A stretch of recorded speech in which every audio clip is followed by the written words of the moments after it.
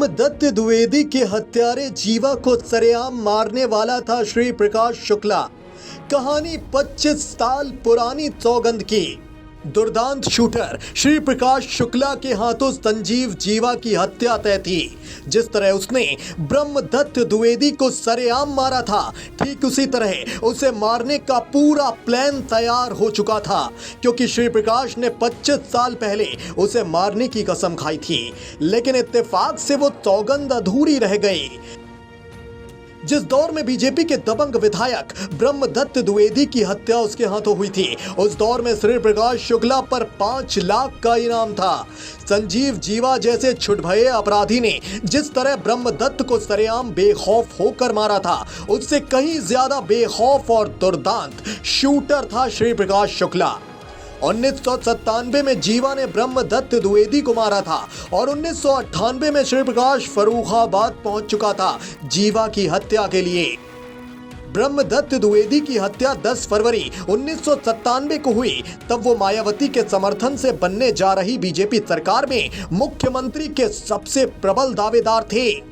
यानी बीजेपी के अंदर और सामाजिक रूप से उनका सियासी खत बहुत बढ़ चुका था।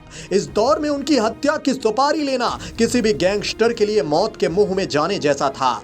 लेकिन संजीव माहेश्वरी उर्फ जीवा ने सरेआम उनकी हत्या करके खुद को बड़े अपराधी के तौर पर स्थापित कर लिया। लेकिन उसे नहीं मालूम था कि ब्रह्मदत्त की तरह उसकी भी सरेआम हत्या होने वाली है।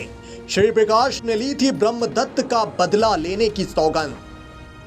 1998 की बात है। श्री प्रकाश शुक्ला यूपी समेत उत्तर भारत का बड़ा माफिया डॉन बन चुका था। 1997 में बीजेपी के कद्दावर नेता ब्रह्मदत्त द्विवेदी की हत्या की खबर श्री प्रकाश शुक्ला को मिल चुकी थी। हालांकि वो बिहार और पूर्वांचल में ठेके वसूली और सुपारी किलिंग में व्यस्त था। यूपी पुलिस भी उसे सरगर्मी से तलाश कर रही थी। लिहाजा ब्रह्मदत्त हत्याकांड की जानकारी मिलने के कुछ महीने बाद उसने फर्रुखाबाद का रुख किया।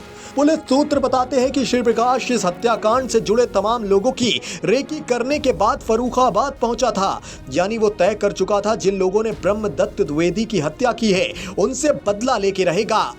बताया जाता है कि ब्राह्मण नेता होने की वजह से श्री प्रकाश उन्हें पसंद करता था। इतना ही नहीं, वो ये मानता था कि कुछ ब्राह्मण विरोधी नेताओं ने मिलकर ब्रह्मदत्त की हत्या करवाई है। इसलिए दुर्दांत शूटर श्री प्रकाश शुक्ला सबको मारने की सौगंध ले चुका था। 25 साल पहले श्री प्रकाश के हाथों मारा जाता जीवा।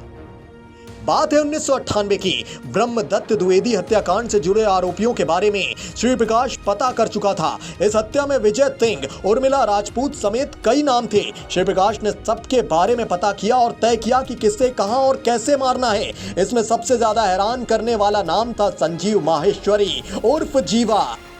ये नाम श्री प्रकाश या उसके गैंग ने कभी नहीं सुना था। लिहाजा फर्रुखाबाद में श्री प्रकाश के लोगों ने पता लगा लिया कि ब्रह्मदत्त जैसे कद्दावर नेता और मौजूदा बीजेपी विधायक को गोलियों से छलनी करने वाला जीवा ना तो कोई माफिया है और ना ही बड़ा अपराधी। ब्रह्मदत्त का हत्यारा एक छुटभया अपराधी है जो पुलिस की निगरानी में भी नहीं था। पुलिस सूत्र बताते हैं कि श्री प्रकाश ने जीवा को उसी अंदाज में सरेआम मारने का प्लान बना लिया था।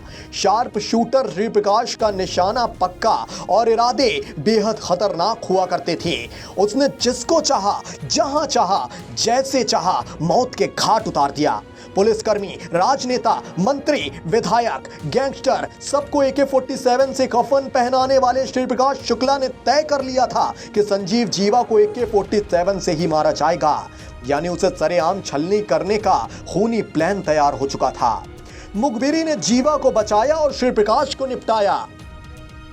गैंगस्टर संजीव माहेश्वरी उर्फ जीवा 1997 यानी ब्रह्मदत्त द्विवेदी की हत्या के वक्त 20-22 साल का युवक था।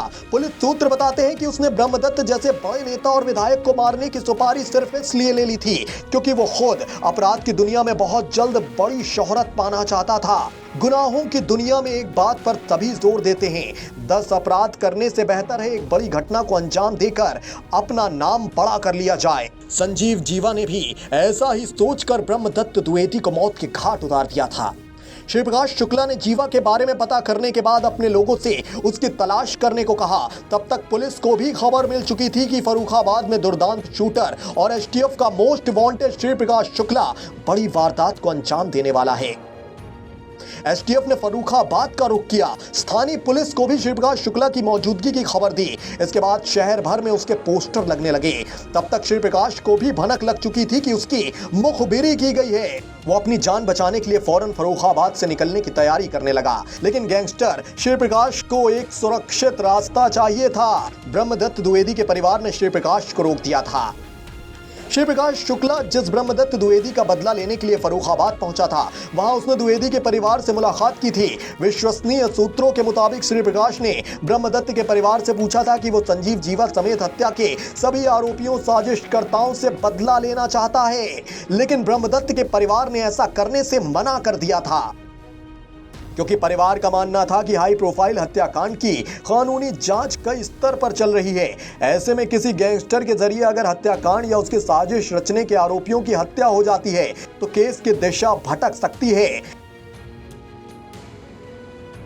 ब्रह्मदत्त के परिवार ने जब गैंगस्टर श्री प्रकाश शुक्ला को बदला लेने वाली बात से मना कर दिया तो वो वहां से रूठ कर जाने लगा। लेकिन जाते जाते उसने कहा कि अगर कभी बदला लेने की बात आए तो उसे जरूर याद कर लिया जाए। हालांकि जब श्री प्रकाश फर्रुखाबाद से लौटा उसके बाद वो कभी नहीं लौटा, क्योंकि फर्रुखाबाद से जाने के फौरन बाद से एसटीएफ दिन रात उसकी तलाश करने लगी थी। इसी क्रम में 22 सितंबर 1998 को श्री प्रकाश शुक्ला गाजियाबाद में एसटीएफ के हाथों मारा गया। उसकी मौत के साथ ही संजीव जीवा को अभय दान मिल गया और वो एक के बाद एक गुनाह करता चला गया।